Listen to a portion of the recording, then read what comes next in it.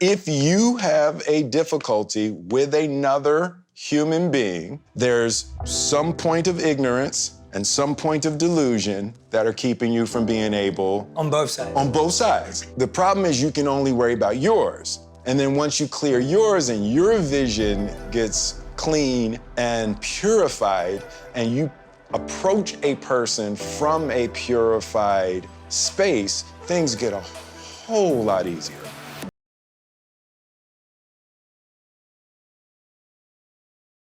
How do you think you were able to, because we've talked about this before when you've talked about your mother, your father, what you learned from them. Tell us a bit about what you learned and how you were able to process it positively and engage with it rather than create a negative story from it. Because a lot of people may see violence and react differently. Yeah. I think there's always an aspect of us that when we feel unloved, you know, in any capacity, in any relationship, when we feel unloved, when we feel mistreated, when we feel somehow disrespected, it's a natural reaction to want revenge. And I think that's what happens with most people, specifically in our most vulnerable stages when we're children, and we haven't done anything to deserve that kind of treatment. It's really hard for the ego to not click into revenge, you know? And, you know, once I discovered that mechanism, once I saw that most of us walk around with, that, you know, we want revenge against that mistreatment. It's a little piece of that with all of us. So the problem is that when you seek revenge, you destroy yourself. And that's the paradoxical conflict that we all live in. Someone has mistreated us. We want revenge, but if we take it, we hurt ourselves more. It's crazy how it's right? designed. You know what I mean? Yeah. You know, so that is the, as Radhanath Swami referred to, the perplexing situation that we find ourselves in.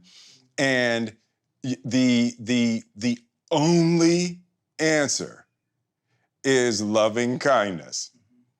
And most of us don't want to hear that. It's like, I'll take my chances with revenge. I'm gonna take my chances with punching this dude in the face or cussing this girl out or whatever it takes, but I can't do loving kindness. And for me, I had such a beautiful example of loving kindness in my grandmother when I was growing up. I always knew I wanted to be that, the way that she loved and cared for people.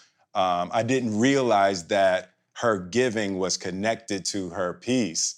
That was something that I got a concept of later, but I always knew that was my example, and I think that's the critical part. We need an example. Somebody has to be an example. Human beings are creatures of example. You got to see it. Yeah. You know, so that's really where I am in my life right now. I want to show what it looks like to be loving and kind and giving and forgiving. And I want to model those virtues as best I can. It's amazing how the thing we think that's gonna help us feel better is actually what makes us feel worse. Yep. And you hold on to it because somewhere inside of you, you feel you have to be the person to show that person the truth. Like you feel like it's your responsibility. Yes. You're gonna be the hammer of justice. Yeah, and so you carry that. And it reminds me of, there was this thing this lesson that we were talking about and sharing in our meetings was this quote by Russell Barkley where he said, people who need the most love ask for it in the most unloving ways. Absolutely.